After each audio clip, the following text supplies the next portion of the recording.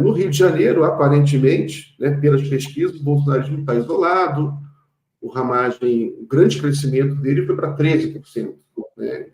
Tem 2 semanas para a eleição. Eu queria saber se você teme, se você faz alguma análise sobre como é que está o bolsonarismo no Rio de Janeiro, na capital, em outras cidades que você esteja acompanhando. Como é que você está vendo as eleições municipais desse ano? Quais as cidades que você está acompanhando mais? Eu estou acompanhando várias, né? Mas o Rio de Janeiro, começando por ela, assim, a pesquisa mostra uma tendência, mas não é resultado final. Né?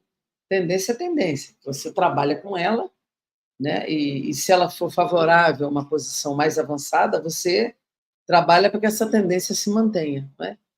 Então, eu penso que no Rio de Janeiro hoje, essa tendência para ser sustentada é uma tendência que precisa ter a compreensão do eleitor. Nós estamos aqui disputando centralmente com o candidato da extrema-direita. O candidato da extrema-direita, que fez a ABIN paralela, né, que cometeu crimes quando estava na ABIN. Era o cara que protegia a família de Bolsonaro em cima de todos os crimes que foram feitos. É o cara que tem relação direta com a segurança pública do Rio. E ele pega um tema da segurança, que é um tema muito sentido, e só fica neste tema e criando fake news, criando mentiras em relação à candidatura do Eduardo Paes, por exemplo, né, que é com quem ele, obviamente, está polarizando, porque está na frente. Então, a nossa responsabilidade hoje na cidade do Rio de Janeiro é impedir que esse cidadão chegue ao segundo turno, esse Ramagem. Por isso nós estamos, inclusive, apoiando o Eduardo, não só por qualidades que ele tenha, e tem, mas porque nós precisamos fazer valer a democracia no país e na cidade do Rio de Janeiro.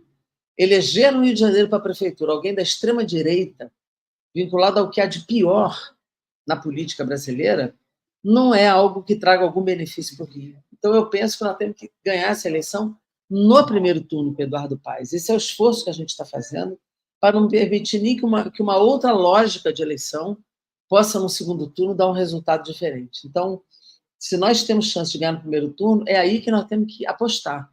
Apostar na vitória do primeiro turno e que o eleitor tenha consciência disso para poder fazer o que é necessário para não deixar ter segundo turno no Rio de Janeiro. Em relação a outras cidades, eu diria, tem a cidade de Caxias, que também faz esse embate, né? Forte. Lá nós estamos apoiando o candidato da federação, que é o Zito, e que cresce na campanha, precisa ir para o segundo turno, também é uma cidade com possibilidade de virada, é uma cidade importante da Baixada Fluminense. Né? O Zito está no PV, é o candidato da federação, e nós estamos apoiando. Petrópolis, eu penso que a situação não está simples, né? Porque há uma perseguição do governador com o prefeito, Rubens Montempo, e ele tem buscado ações judiciais para impedir que esse ICMS chegue na cidade, para impedir que ele tenha os recursos que lhe são devidos.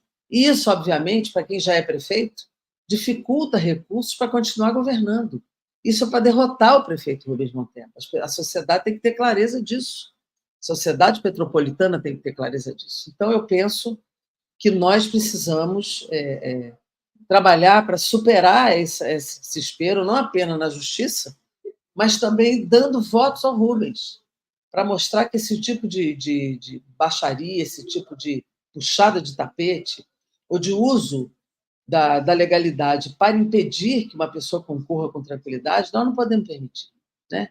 Eu estou dando esse exemplo, eu dei o de Caxias, porque é uma cidade muito importante da Baixada, e estou dando o exemplo de Petrópolis. Em Queimados, o Max Lemos já foi prefeito e tem grande chance de se reeleger, o que é bom, porque é mais um município da Baixada que vira para o campo democrático, né? Se virar Caxias, virar Queimados, isso é muito importante.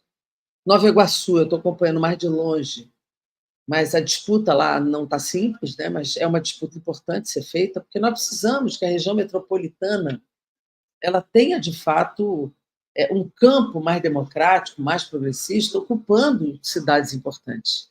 Niterói, da mesma forma, quando eu falo da região metropolitana, Niterói com Rodrigo Neves é uma campanha também para ganhar no primeiro turno, mas é preciso que essa tendência também seja sustentada, porque lá quem compete com ele é a extrema-direita, da mesma forma que no Rio de Janeiro.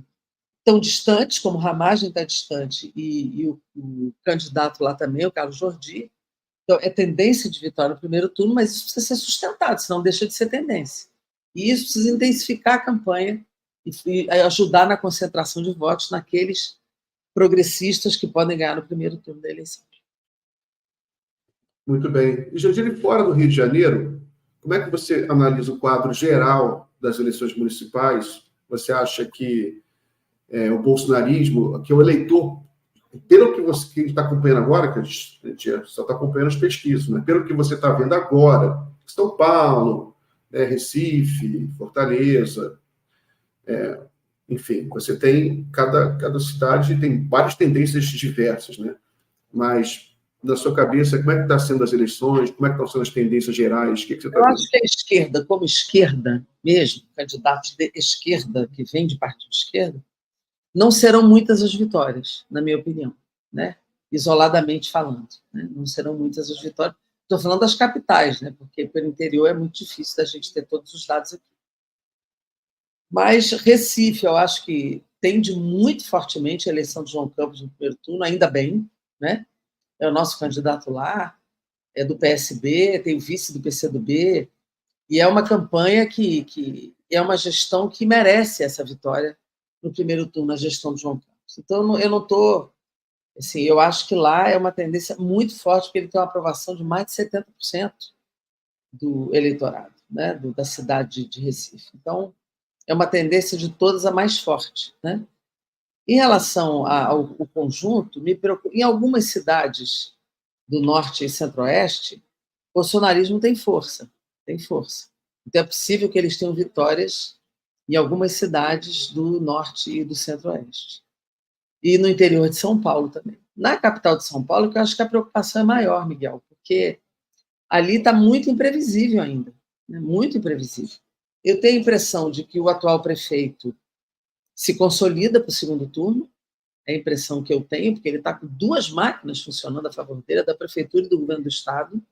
Então, isso tem muita força, tem muito peso no momento de uma eleição, né? Então, ele tem muita máquina, né? E tem como chegar no segundo turno.